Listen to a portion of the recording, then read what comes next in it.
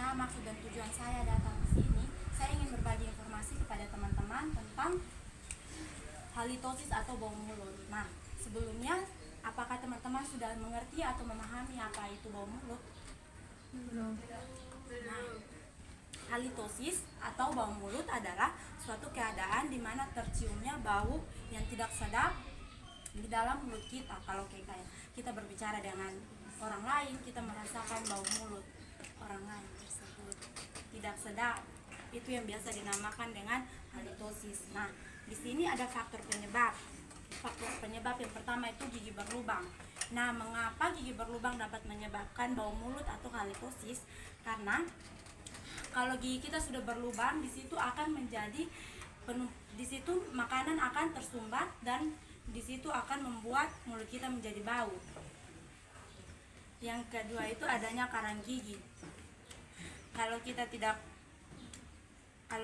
menyingkat karang gigi itu disebabkan karena penumpukan sisa makanan yang lama kelamaan akan berkeras menjadi karang gigi.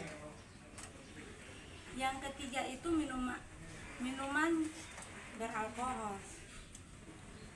Yang keempat itu penumpukan bakteri atau jamur. Nah, kalau teman-teman biasa menyikat gigi itu hanya fokus pada gigi teman-teman, tidak bersihkan lidah pada teman-teman, itu akan menjadi tempat bertumbuhnya jamur atau bakteri ya. Itu juga salah satu faktor penyebab terjadinya bau mulut teman-teman.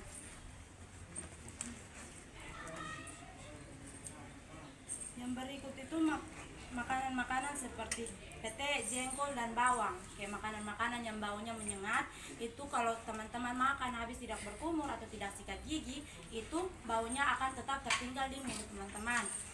Jadi teman-teman berbicara dengan orang lain, itu orang lain akan merasakan bau nafas yang tidak sedap. Yang berikut itu cara pembersihan gigi pada pengguna kawat gigi yang salah. Nah, orang yang menggunakan benang gigi itu otomatis salah-salah giginya tidak dapat dibersihkan. Kawat gigi itu otomatis kalau mereka hanya sikat gigi pakai sikat gigi biasa, itu berarti sisa-sisa makanannya tidak dapat terangkat. Dia itu ada sikat gigi khusus, yaitu sikat gigi interdental teman-teman. Jadi kalau teman-teman ada kawan, keluarga, kerabat yang biasa menggunakan kawat gigi, teman-teman bisa sarankan untuk menyikat gigi menggunakan sikat gigi interdental atau sikat gigi khusus. Yang berikut itu posisi gigi yang berjejal. Nah, posisi gigi yang berjejal itu juga merupakan salah satu faktor terjadinya bau mulut. Karena kalau gigi kita tidak teratur dan kita juga salah dalam menyikat gigi,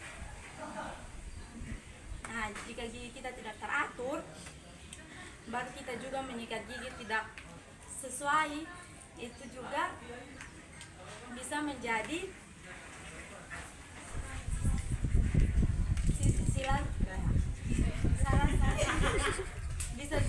salah satu memacu terjadinya bau mulut, karena itu sisa-sisa makanan akan menumpuk di sela-sela gigi yang berjejal tersebut. Nah, di sini saya ingin memberitahu kepada teman-teman tentang cara mencegah halitosis atau bau mulut. Yang pertama itu menyikat gigi secara teratur minimal 2 kali sehari. Nah, di sini teman-teman harus menyikat gigi secara teratur 2 kali sehari, pagi setelah sarapan dan malam sebelum tidur. Nah, pagi setelah dan malam sebelum tidur. Nah, kalau teman-teman sudah menyikat gigi 2 kali sehari, itu sudah baik, tapi teman-teman juga harus menyikat gigi dengan cara yang baik dan benar sehingga terhindar dari halitosis atau bau mulut. Yang kedua itu rutin mengontrol kesehatan gigi secara berkala setiap 6 bulan sekali. Tapi kalau teman-teman rasa gigi teman-teman sudah parah, teman-teman bisa pergi secepat mungkin. Nah, yang kedua itu menggunakan benang gigi. Nah, pasti teman-teman biasa cuma menggunakan sikat gigi. Nah, itu tuh hanya cuma membersihkan permukaan gigi saja, tapi di salah-salah gigi teman-teman itu masih ada sisa-sisa makanan yang menumpuk. Nah, itu juga akan merupakan salah satu faktor terjadinya bau mulut atau halitosis teman-teman. Nah, yang berikut itu rajin membersihkan lidah secara rutin. Tadi faktornya juga ada penumpukan bakteri pada lidah. Nah, di sini teman-teman menyikat habis gigi itu teman-teman bisa membersihkan juga dengan lidah. Nah, cara perawatan halitosis itu sering mengonsumsi makanan yang berair dan berserat. Yang kedua itu menggunakan obat kumur yang mempunyai bahan aktif untuk melawan bakteri. Nah, teman-teman menggunakan obat kumur juga jangan terlalu sering-sering, jangan setiap hari, hanya seperlunya saja. Yang ketiga itu banyak mengonsumsi air putih. Yang keempat itu membersihkan gigi palsu secara rutin. Nah, di sini kalau teman-teman ada oma, opa atau keluarga yang menggunakan gigi palsu, teman-teman bisa memberitahu kepada mereka untuk sebelum tidur, kalau gigi palsu lepasan sebelum tidur sebaiknya dilepas dan dibersihkan. Nah, teman-teman, sekian sedikit informasi atau sedikit penyuluhan dari saya tentang halitosis. Sekian dan terima kasih. Selamat pagi teman-teman. Pagi. Terima kasih untuk waktu yang diberikan kepada saya. Jadi di sini saya ingin memberikan sedikit informasi kepada teman-teman mengenai masalah kesehatan gigi dan mulut yang dialami oleh pasien. Di sini saya akan bercerita menggunakan media boneka tangan. Jadi pertama, perkenalkan ini adalah pasien dan ini adalah dokter gigi.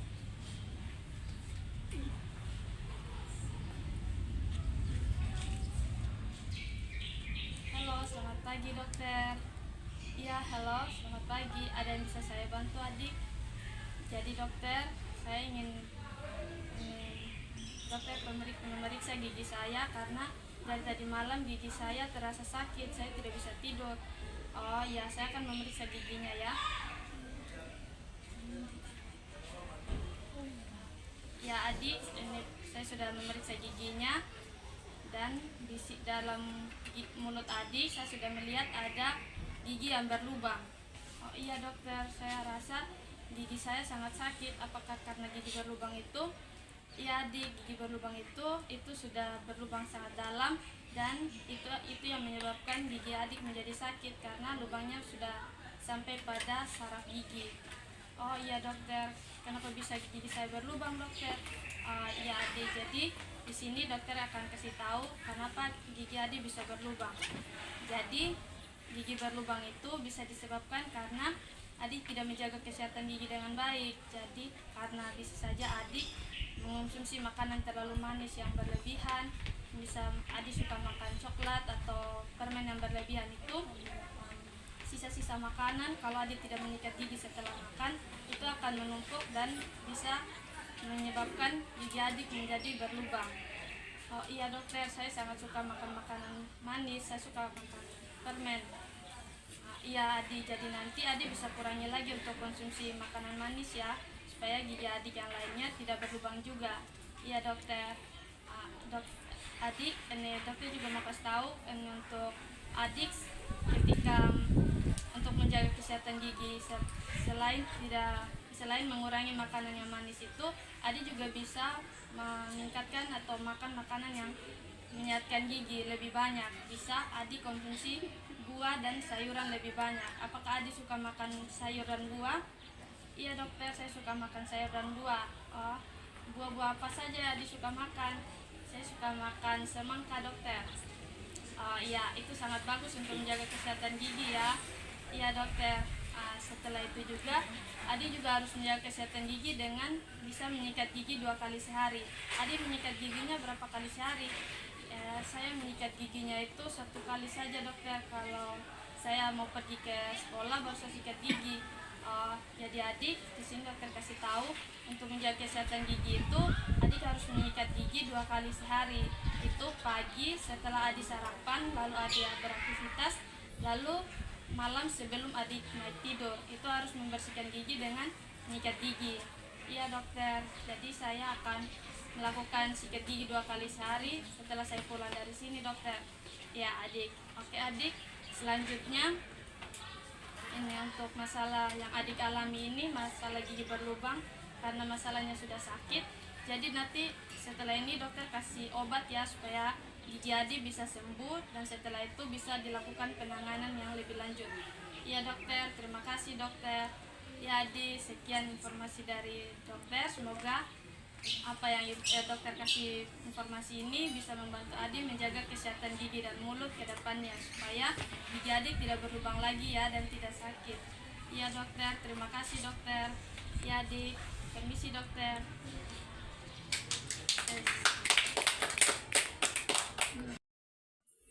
Halo, selamat pagi untuk kita semua. Pagi. Baik, sebelumnya perkenalkan nama lengkap saya Vincentia Gui, biasa disapa Feni. Saya dari Poltekkes Kemenkes Kupang, jurusan Kesehatan Gigi. Nah, maksud dan tujuan saya di sini adalah ingin melakukan penyuluhan tentang bagaimana cara menyikat gigi yang baik dan benar. Nah, di sini saya menggunakan media Pantong. Ini teman-teman bisa lihat, ini adalah Pantong atau model gigi. Oke, baik teman-teman, cara menyikat gigi yang baik dan benar. Nah, untuk menyikat gigi sendiri itu pasti ada alat dan bahan yang perlu kita siapkan. Oke, alat yang untuk menyikat gigi itu pasti ada sikat gigi.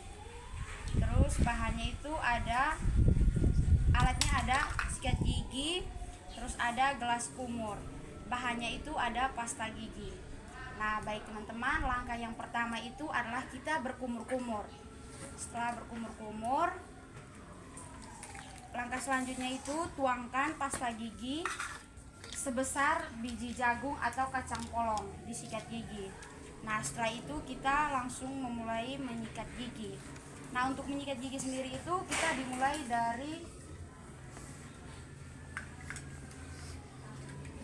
dari gigi rahang atas bagian kanan. Nah, menyikat giginya itu tarik dari atas gusi ke bawah dengan sedikit berputar. Seperti ini teman-teman, mungkin bisa lihat. Terus di gigi bagian depan tarik dari atas ke bawah. Ini supaya makanan-makanan, sisa makanan yang ada di sela-sela gigi itu bisa dikeluarkan. Setelah itu di gigi bagian kiri rahang atas. Gerakannya juga sama dengan sedikit berputar, tarik dari atas gusi ke bawah dengan sedikit berputar. Nah, setelah itu di bagian pengunyahan. Ini di gigi yang biasa kita guna untuk mengunyah makanan. Itu gerakannya itu tuh maju mundur.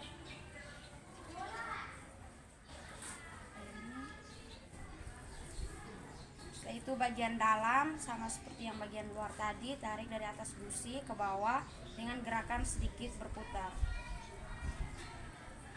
Setelah itu bagian depan tarik dari bagian dalam gini keluar.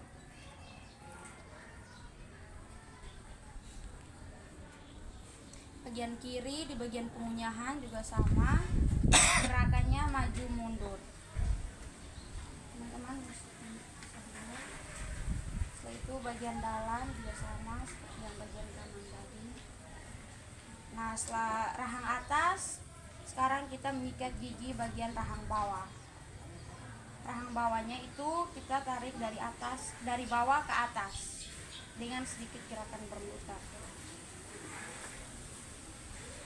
Bagian depan tarik dari bawah ke atas. Ini agar sisa-sisa makanan yang ada di sela-sela gigi itu bisa dikeluarkan. Lalu bagian kiri. Setelah itu bagian pengunyahan juga sama, gerakannya maju mundur. Bagian dalam tarik dari arah gusi, bagian bawah tarik ke atas. Setelah itu bagian depan menyikatnya arah keluar.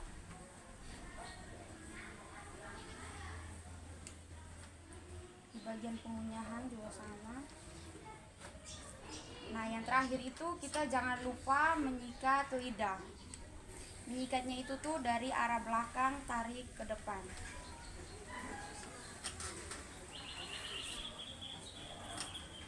Nah, setelah itu, setelah menyikat lidah, terakhir itu adalah berkumur-kumur.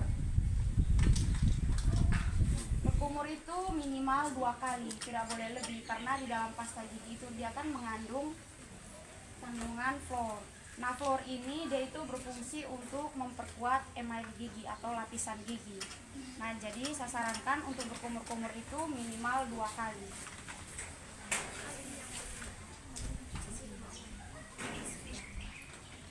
Oke, baik teman-teman, mungkin itu saja penyuluhan dari saya tentang menyikat gigi yang baik dan benar. Sekian dan terima kasih.